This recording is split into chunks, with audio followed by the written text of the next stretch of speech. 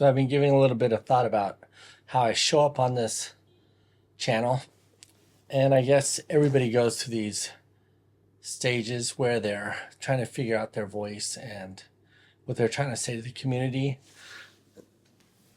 Thinking about what's important in our lives. Being a content creator is not for the faint of heart, for sure. And between all the publications and pieces of content and channels, topics, keyword niches, it's a lot. So I think what I'm going to do is just go back to old school vlogging, doing things like just drinking my coffee from a strange hotel and setting up to leave on the road again.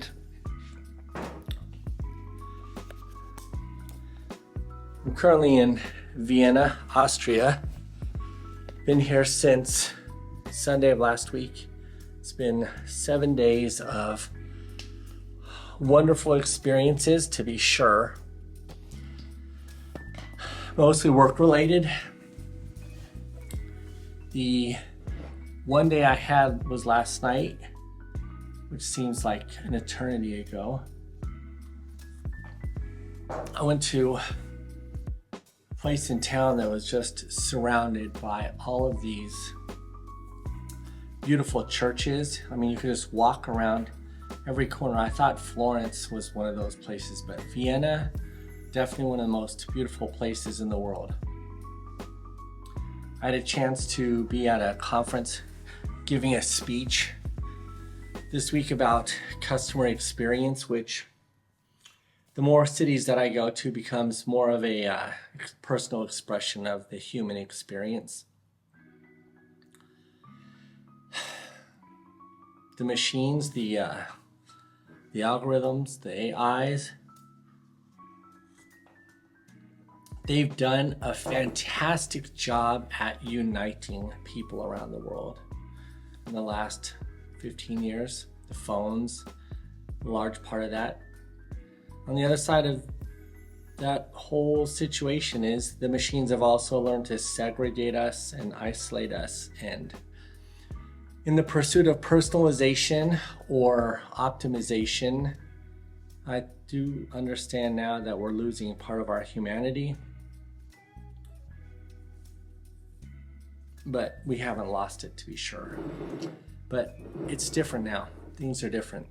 I'm just watching about the legislation they have moving to keep children off social media when they're younger. I'm not certain that legislation is exactly the thing that we need, but I do understand that there needs to be a better opportunity to expose ourselves to the rest of the world, which is what I'm doing. So on Thursday, I gave a speech at Pronovia Global Innovation Summit. There were a lot of practitioners integrating multiple language models, AI, CRMs, time tracking systems. Just the thought of producing the system that books tickets for the railroads in Europe is mind-boggling. When you really think about what it takes to do that, to get someone on their phone from point A to point B in Europe, all self-serve, and the transactions necessary, the translations necessary, the operational know-how, it's immense, but it's being done, so quite inspiring. There were other discussions here about ethics and sustainability.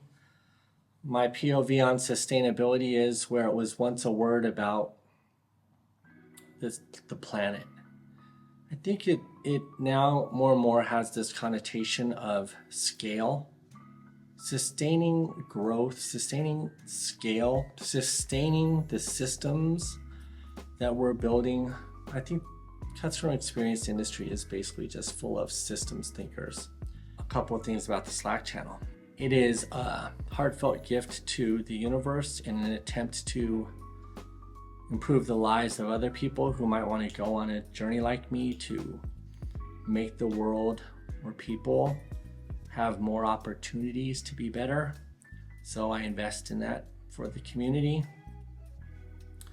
And in that process, I met this woman, Cherry, who is in the Philippines. She was somebody I sought out to help structure the Slack channel. I tried to do the Slack channel I tried to do it for like 3 years. I normally think I'm a fairly tech savvy guy, but I could not get it organized. Everybody was using Slack. I've used Slack as a user a lot, but configuring it for a community to have consistent updates, to reach out to the people, to manage it, the permissions, the people, the segmentation of the room so that VIP or vice presidents can talk to vice presidents and CEOs can talk to CEOs, and to put the structure in place so it doesn't become a advertising or sales dumping ground was something that I was not able to do, but Cherry did this. In that path of building a Slack channel and meeting to work with Cherry, there's an example. I met her online. She was a virtual worker in the Philippines. She had this expertise, and she's become one of the most incredible driving forces in terms of teamwork, cultural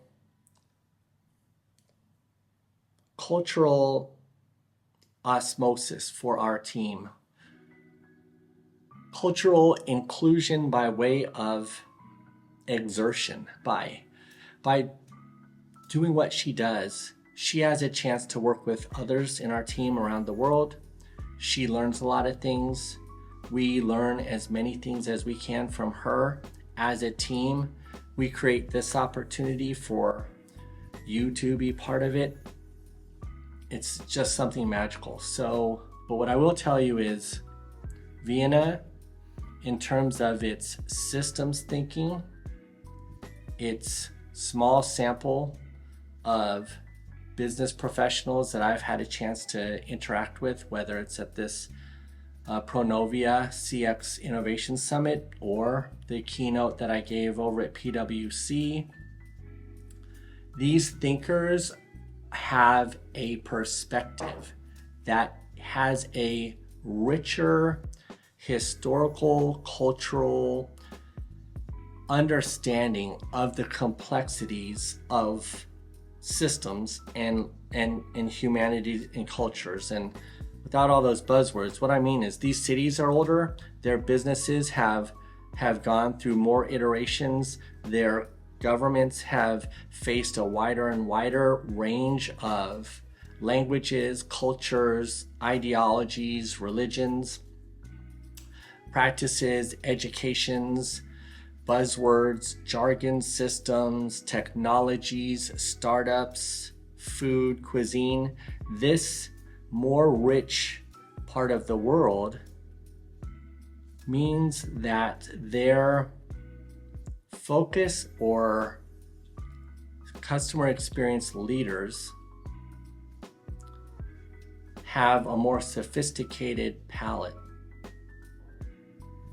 a more sophisticated way of discerning which are the system functions that matter most. So as you know, I think about different parts of the world. Innovation definitely comes from the most adverse economic situations. When I think about places in Africa, they have to be ingenious to create customer experiences with the resources that they have.